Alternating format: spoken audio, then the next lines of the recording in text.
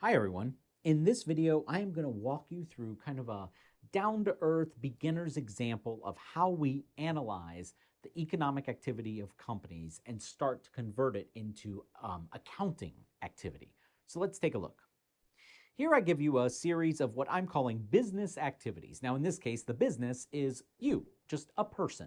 But let's say you as a person engage in some typical everyday activity, and then you have to account for it as if you were a business. And this activity is going to involve borrowing money from a friend, buying some food, consuming that food in various ways, repaying your debt, selling part of the food, and we'll see how all that plays out in terms of how would you account for this kind of down-to-earth, real-world example of just a day-to-day type of activity that you might encounter. So let's check it out. First transaction, you borrow $10 from a friend. All right, so if we're borrowing money from a friend, two things are happening. One, we are receiving money. Money is something we own. It has value. By definition, that is an asset. And in this case, if it's money, we're just going to call that asset cash, right? So we have cash, and that cash is going up because we're getting the cash, so it goes up. And specifically, it's going up by $10. Now, if we relate this back to the basic accounting equation, A equals L plus SE, cash being an asset means A has gone up.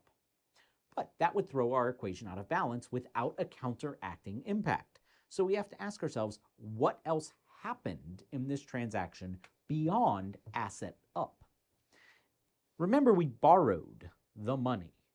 Borrowing suggests you have to pay it back, or in other words, you owe your friend that money, or you have what's known as a liability to that friend. And so I'm gonna call this debt from friend. That's what I'll name my account here. Obviously, you're not going to see an account called debt from friend in a real company's financial statements, but just so we can keep track of it, we have debt from friend, and it goes up $10. So liabilities up $10. Now, you might be asking yourself, wait, debt from friend, liabilities going up, but I owe that money. Yes, you owe that money. So your debt has increased, right? Your liability has increased. So asset up 10, liability up 10. Our accounting equation is in balance, and we have successfully converted our first economic activity into kind of this accounting terminology. Let's check the next one. Consider the following business activities. You buy a $3.50 burger, a $1 fry, a $1.50 drink, and a $2 cookie. Okay? Now, grand total, if you add all this up, it comes out to $8. And so I'm not going to break all of these down individually. I'm going to lump them together in an account that I'm going to call food, $8, right? And in this case, we are getting the food. So food goes up $8, okay? What are we giving up for that food? Well, we're giving up some of that cash we had, right? So cash goes down $8. There's our two pieces to the economic activity. If we think of it in terms of A equals L plus SE, what has happened now is one asset, food, went up, another asset, cash, went down, and they both changed by $8. Our accounting equation is in balance, okay? Now, if we keep a running total, because now we're starting to get a little bit detailed on things. Earlier, it was just, oh, we have some cash, we owe some friends some money. If we start keeping track of what exactly are our balances, our running balances in these accounts, down here at the bottom, I'm going to start keeping track of this. So at this moment in time, we have food worth $8. We have cash of only $2, right? Because we borrowed 10, we just gave 8 of it away. And don't forget, we have, under our liabilities, we have that debt to friend of $10 because we still owe them a full $10.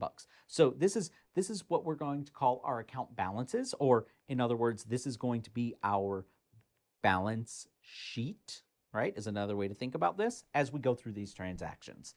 So I'm going to take that balance sheet and I'm going to copy it forward to our next transaction so we can keep adding to it as we go. And let's see what happens next.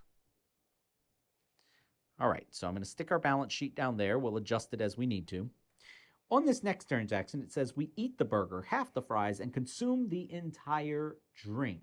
Now, just to remind you of prices on this, the burger was originally $3.50. The fries were $1.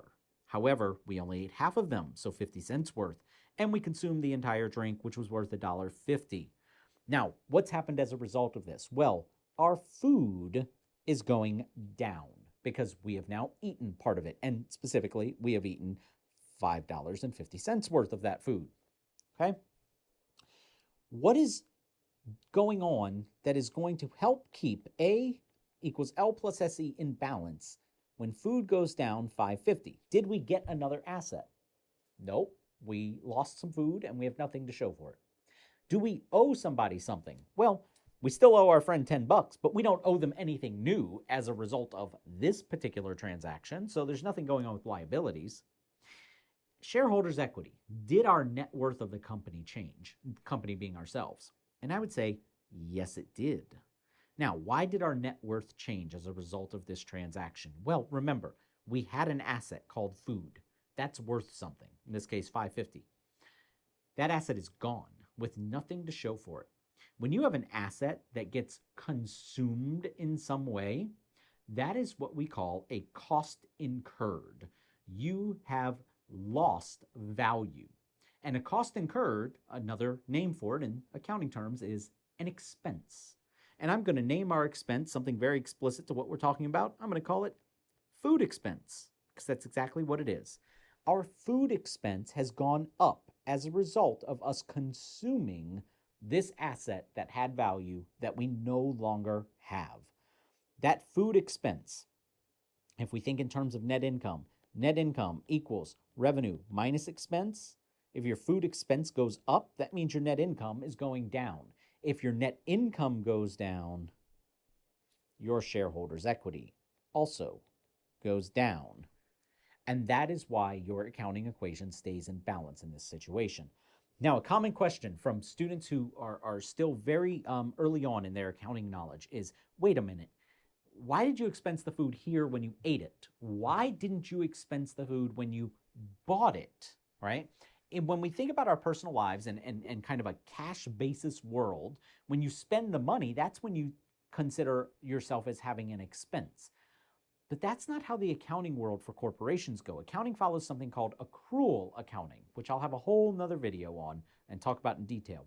But the idea behind this accrual accounting is you only have an expense when the cost has actually happened. And you might be saying, yeah, but the cost happened when you bought it. Well, no, it didn't. Because let's back up for a minute. We borrowed the cash from the friend. The next thing we did was we bought food.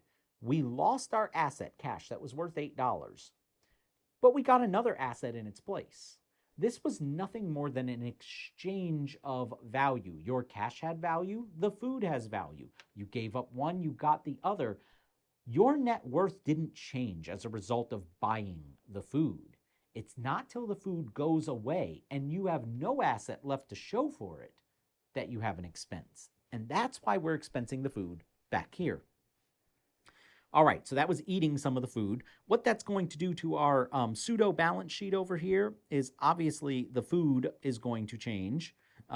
We had $8 worth of food. We've lost $5.50 worth, so we have $2.50 left.